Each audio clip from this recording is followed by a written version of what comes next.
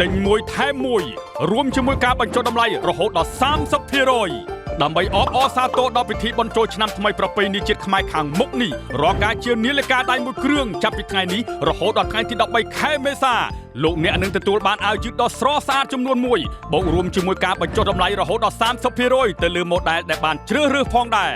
ដោយម៉ូដែល The Air Cross Spider សម្រាប់បុរសនិងនារីបញ្ចុះតម្លៃ 25% The Gear បញ្ចុះតម្លៃ 25% The Oyster បញ្ចុះតម្លៃ 30% The Elite បញ្ចុះតម្លៃ 25% The Majestic Ford សម្រាប់នារីបញ្ចុះតម្លៃ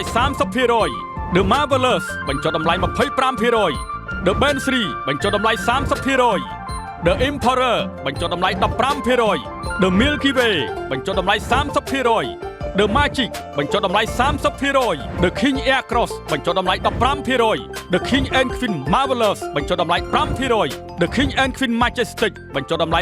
5% និងចុងក្រោយ The Air Cross Next Gen បញ្ចុះតម្លៃ